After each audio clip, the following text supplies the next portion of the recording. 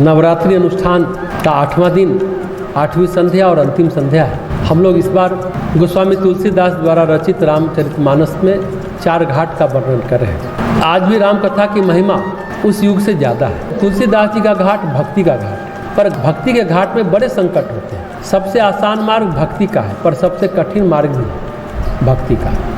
भक्ति में संकट बहुत है। योग मार्ग में भी संकट है, योग में शक्तियाँ भी हैं, सिद्धियाँ भी हैं। भक्ति में तो कुछ भी नहीं है। भक्त के पास केवल भगवान का नाम है, कुछ नहीं है भक्ति के घाट में, केवल भगवत शरणागति है।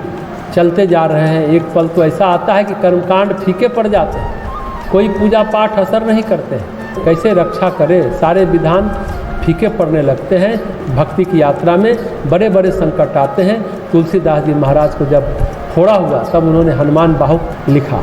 तुलसीदास जी स्वयं ज्योतिष के परम विद्वान थे। उनके जैसा कुंडली बाँचना, उनके जैसा ज्ञान किसी के पास नहीं था। तुलसीदास जी के पास खास बात ये थी कि वे सिर्फ भारतीय ज्योतिषी में ही विद्वान नहीं थे। तुलसीदास जी ताजिक और अमल के भी महापंडित थे, अरबी ज्योतिषी के भी जानकार थे, उसके भी महान विद्वान थे। ऐसे तुलसीदास जी के हाथ में पीड़ा हुई, फोड़ा निकलने लगा।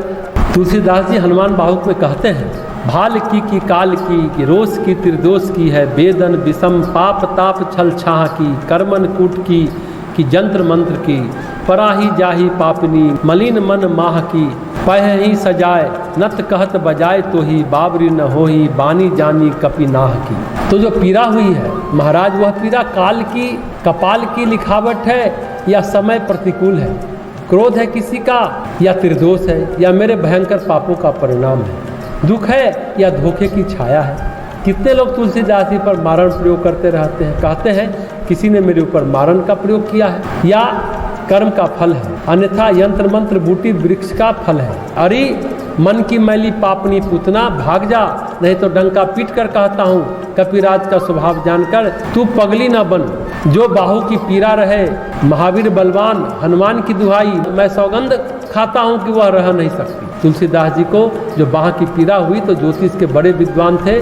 कली काल में, कलयुग में ज्योतिषी की विंशोत्तरी दशा होती है, 120 साल की उम्र होती है। सारी दशा 120 साल की उम्र तक में खत्म हो जाती है। तुलसीदास जी महाराज 126 साल जिए, तो कलयुग कष्ट देने लगा तो हनुमान जी को याद किया।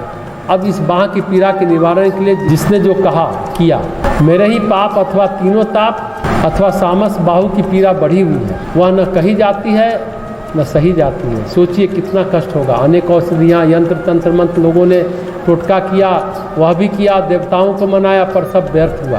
पीड़ा बढ़ती ही जाती है।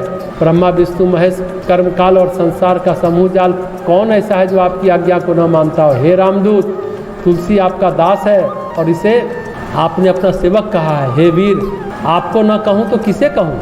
तो भक्त के पास केवल और केवल भगवान का भरोसा होता है। भक्ति का घाट, भक्ति की साधना अति सरल है, कोई कर सकता है, और अति कठिन है। पूरा विश्वास चाहिए, पूरा समर्पण चाहिए। योग के मार्ग में संकट कम है, योग के मार्ग में भटकावे ज़्यादा है, तप के मार्ग में भी भटकावे ज़्यादा है। विश्वामित्र जैसे तपस्वी के भी जीवन में संकट आया। घोर तपस्या के समय मेनका का छल आया, तो रंभा का छल आया, तो त्रिशंकु के चक्कर में पड़ गए। भ्रम बहुत हुआ, भटकन बहुत हुआ। भक्ति के घाट में सब कुछ नहीं है, पर संकट है। भगवान के भक्त की बड़ी परीक्षा होती है।